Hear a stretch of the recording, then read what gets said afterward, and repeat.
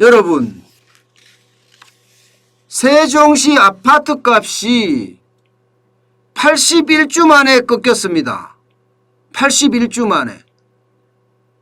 야, 이게 1년이 104주잖아요. 104주면 1년 6개월 이상 계속 이게 올라가던 세종 아파트 집값이 하락했다는 그런 이야기예요. 이것은 어째 보면 집값이 조정 국면에 들어가는 것 아니냐, 이렇게 해석할 여지가 있습니다.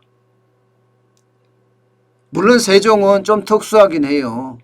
국회에서 또 바람잡이 했잖아요. 국회 이전론 펼치면서 수도를 다 이제 세종으로 옮기자, 이런 이야기부터 시작을 해서 집값이 마구마구 오르기 시작했습니다. 멈추지 않는 기세로 올랐어요. 멈추지 않는 기세로. 지금까지 세종시 집값이 70.6%인가요? 70.6%가 올랐다 할 정도로 아주 최고로 많이 올랐습니다. 최고로. 그런데 이게 여러분 5월 17일 현재 이 집값이 떨어진 겁니다. 2021년 1월 4일 0.24%에서 3월 4일까지 좀 보합세를 보이던가 싶더니 5월 17일이 되니까 마이너스 0.1%가 빠졌습니다. 마이너스 0.1%. 이게 일시적이라고 말하기에는 추세선이 별로 좋지가 않습니다. 추세선이. 1월부터 5월까지 4개월 넘게 계속 하락 곡선을 그리잖아요. 2월부터 3월까지 버티는 듯 하지만, 보합세로 버티는 듯 하지만 3월 이후에는 급속하게 지금 내려가고 있다는 사실입니다. 급속하게 내려가고 있다는 사실. 그러면 이게 급속하게 급등한 것에 대한 어떤 피로감이 작용을 했고요. 여기에다가 공시가 인상까지도 작용을 해서 보유세가 너무 크다, 이것도 작동이 된 것 아니냐, 이렇게 해석을 하고 있습니다. 그런데 떨어져도 지금 집값이 너무 많이 떨어집니다. 1억 낮춰서라도 팔자 하는 심리까지 지금 팽배하고 있다는 건데, 이거 심상치 않습니다. 1억 낮춰서라도 팔자, 이 말입니다. 당장 보시면요, 국토부 실거래가 공개 시스템에 나와 있는 그대로를 보면 세롬동에 있는 새뜸마을 10단지 전용 59제곱미터 작년 12월에 8억 2천원에 계약됐습니다. 그런데 지난달에 7억 1천만 원에 계약이 됐어요. 무려 1억 1천만 원이 떨어졌습니다. 1억 1천만 원이. 1억 1천만 원이. 여기에다 도담동에 있던 도담마을 14단지 전용 99제곱미터 12억 8천만 원까지 올라갔었습니다. 12억 8천만 원까지 작년 10월에. 그런데 지난달 30일에 11억 5백만 원에 거래가 됐습니다. 무려 1억 7,500만 원이 빠졌습니다. 매물도 줄어들었습니다. 매물도 부동산 정보업체 아실에 나와 있는 걸 그대로 보면 6개월 전에는 3,080건의 매물이 있었지만 현재는 3,814건의 매물이 있습니다. 23.8%가 늘어났습니다. 23.8%. 아파트 매매 수급 지수도 전국에서 가장 낮습니다. 89.3으로 떨어졌어요. 89.3으로. 자, 이거를 어떻게 해석할 수 있을까요? 일시적이다? 지역적이다? 특수성을 갖고 있다? 맞습니다. 일단 이렇게 해석하는 게 옳습니다. 이렇게 해석하는 게. 실제로 그렇게 해석하는 게 옳은 이유가 지금 다른 곳의 집값은 계속 올라가는 추세거든요. 보시는 것처럼 서울이나 수도권은요, 아직도 매도자 우위 시장입니다. 매도자 우위라는 것은 파는 사람 우위 시장이라는 거거든요. 이게 100이 기준인데 100보다 높으면요. 예. 팔 사람이 살 사람이 많다는 거예요. 살 사람이 많다. 살 사람이 많으면 매도자가 우위가 되잖아요. 그죠? 내가 받고 싶은 대로 받는 거예요. 이게 반대로 팔 사람이 많으면 살 사람 우위 시장이, 매수자 우위 시장이 되거든요. 그런데 지금은 매도자 우위 시장으로 아직까지 시장은 계속 올라가고 있다예요. 게다가 지금 지표도 보면 5월 2주차에 103.5에서 104.8까지 올라갔거든요. 올라가는 추세입니다. 수도권은 111.1%를 유지하고 있고요. 이것을 보면 세종시 집값이 떨어지는 것은 특수성을 갖고 있다. 이렇게 해석하는 게 옳다고 부동산 전문가들은 해석하고 있습니다. 그만큼 수도가 옮겨간다고 하니까 국회도 이전하고 수도도 청와대도 이전하고 수도가 옮겨간다고 하니까 여기가 그만큼 단시간 내에 엄청난 폭등을 가져왔다는 거예요. 엄청난 폭등을. 그래서 지금은 그 피로감 70.6%가 올랐다는 그 피로감이 쌓여서 아이고 좀 내려가자 이렇게 내려가는 추세라고 하고요. 여기다가 공시가가 엄청 올라갔잖아요. 그러다 보니까 이게 보유세 엄청 내야 됩니다. 재산세 많이 내야 되죠. 심지어 종합부동산세까지 내야 돼요. 그러니까 여기에 대한 어떤 우려감 이런 것들이 깔려 있으니까 1억 낮춰서라도 팔자. 근데 문제는 1억 낮춰서라도 팔자예요. 너무 많이 내려간다는 거죠. 너무 많이. 심지어 앞서 말씀드렸던 도렛마을 14단지 같은 경우는 1억 7,500이 떨어졌거든요. 1억 7,500이. 물론 여기에 특수관계인 간의 거래가 있을 수도 있습니다. 그렇지만 전반적으로 지금 떨어지는 걸 봐서는 단순히 세종시만의 어떤 특수성으로 보기에는 조금 미진한 부분이 있다. 이렇게 이야기들을 합니다. 뭔가 거품이 붕괴되는 모습이 아니냐. 뭐 이런 얘기까지 나오는 이유입니다. 그만큼요. 지금 부동산 시장은 또 한 번의 역동기를 겪을 겁니다. 또 한 번의 역동기를 겪을 거예요. 그 역동기가 세종시에서 시작되는 것 아니냐 이런 해석도 하고 있습니다.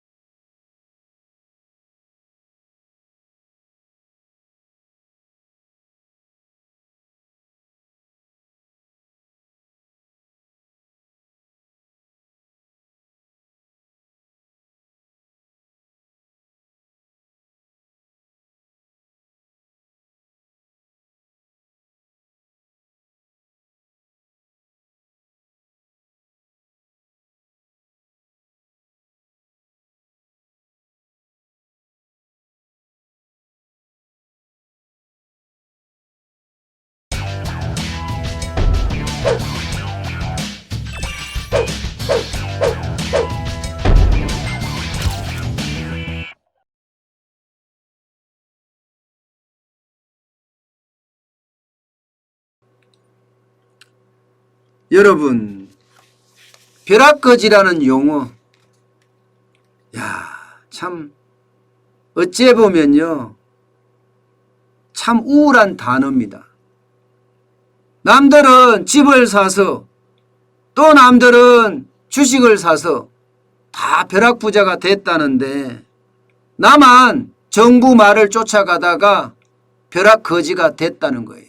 집도 안 사고 주식도 안 사고 뭐 주식은 산 사람들이 있겠죠. 특히 집입니다. 집. 그런데 이들 입장에서 벼락거지가 된 사람들 입장에서는 어떻게 하든 나는 벼락거지를 면해보겠다.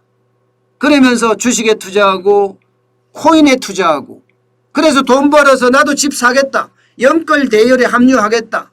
이런 생각을 가지고 많은 2030 젊은이들이 청년들이 시장에 뛰어들었습니다. 그런데 그 시장은요 절대로 호락호락하지 않았습니다.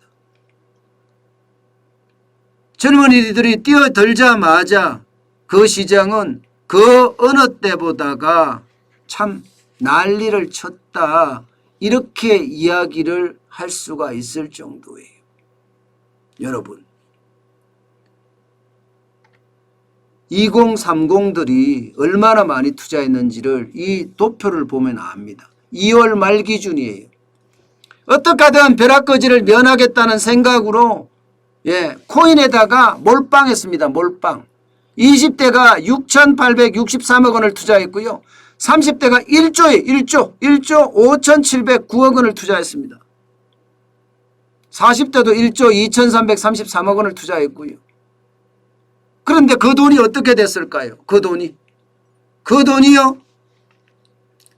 이게 돈이 복사가 된다고 이야기했는데 그래서 돈 복사란 말을 많이 썼거든요. 그런데 돈 복사는커녕 돈 파쇄가 돼버렸어요. 돈 파쇄. 왜냐? 코인이 와르르르 무너졌으니까요. 여러 가지 이유 때문에 무너졌죠. 일론 머스크의 어떤 테슬라 자동차를 비트코인으로 살 수 있게 한다고 했다가 50일 만에 마음을 바꾸고 그러면서 도지코인을 막 띄우기 시작하고 게다가 각국 정부가 전부 규제 특히 중국에서 규제를 좀 세게 해줘. 채굴 못하게 막아버리고 전기료 많이 쓰니까 여기에다가 이제는 거래까지도 함부로 못하게 하고 있어요. 심지어 미국에서도 지금 규제를 하기 시작했어요. 뭐 10,000불이 넘으면 신고해야 된다고 하니까 말입니다. 그러니까 폭락했어요. 비트코인이 4월 14일까지 8,199만 원까지 가다가 지금은 5,155만 원 20일 오후 3시 기준입니다. 떨어졌습니다. 이더리움도 541만 원에 342만 원. 도지코인 이 개코인이죠. 개코인 그죠? 개코인도 889원에서 476원으로 떨어져서 폭락해서 폭락. 이렇게 되니까요. 이렇게 시장이 들쭉날쭉. 그야말로 롤러코스터 장세입니다. 20%씩 왔다 갔다. 그러면 2030 청년들이 투자한 주식은 코인은 어떻게 됐을까요? 쉽게 말하면 박살났죠. 박살났습니다. 왜 박살났는지 아느냐고요? 이거 보면 압니다, 여러분. 이거 보면 진짜 박살났다는 게 표현됩니다. 2030의 부채입니다. 2030의 부채. 2020년 4분기에 무려 여러분 440조 원입니다. 440조. 2019년 말보다가 65조 2천억 원이 늘었습니다. 17.3%나 늘었습니다. 사상 최대 증가폭입니다. 전세대 부채 증가율이 8.3%인데 17.3%면 2배가 훨씬 넘습니다. 그만큼 청년들이 빚내서 코인에다 투자해서 망했다는 이야기, 주식에다 투자해서 망했다는 이야기. 벼락부자가 돼서 영끌 대열에 합류하고 싶었으나 벼락부자는커녕 오히려 지옥거지가 됐다. 지옥거지가 됐다. 이렇게 이야기하고 있습니다. 그만큼 2030 세대들의 부채가 지금 심각하게 늘어나고 있고요. 정의당의 장혜영 의원이 받은 자료를 보면요. 지난해 말에 30대 소득 대비 부채 비율이 262.2%입니다. 전년 대비하면 23.9% 늘었습니다. 20대 소득 대비 부채 비율이요 147.8%입니다. 전년 대비하면 23.8% 증가했습니다. 그야말로 난리가 난 거죠. 난리가. 예. 결국은요. 그 모든 것들이 빚으로 쌓였다는 거예요. 빚으로.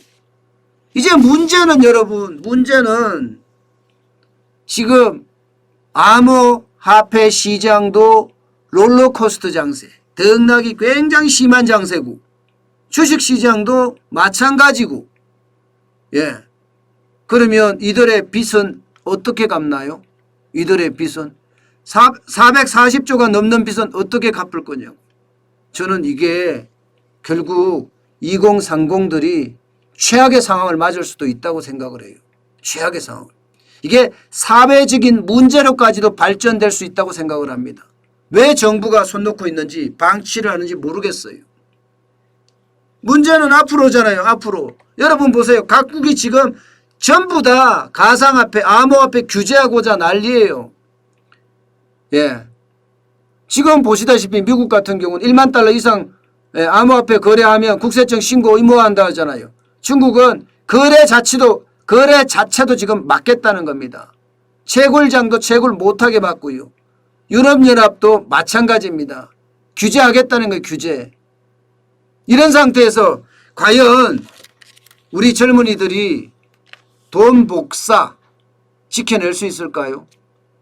지금도 이미 돈 파쇄에 이르렀는데 이대로 가면 여러분 결국 젊은이들은 인생의 시작을 사회의 시작을 제대로 하지도 못하고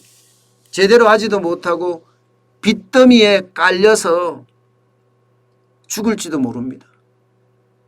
저는 그게 너무나 가슴이 아픕니다. 왜 우리 젊은이들에게 열심히 일해서 돈 벌어야 된다는 그런 생각은 안 가르쳤나요? 왜 문재인 정부는 젊은이들을 이렇게 실망시킬까요? 저는 우리 젊은이들의 최악의 상황이 가지 않도록 정부가 단단한 대책을 마련해야 된다고 생각을 합니다. 그렇지 않으면 이거 큰 사회적인 혼란으로도 번져질 겁니다.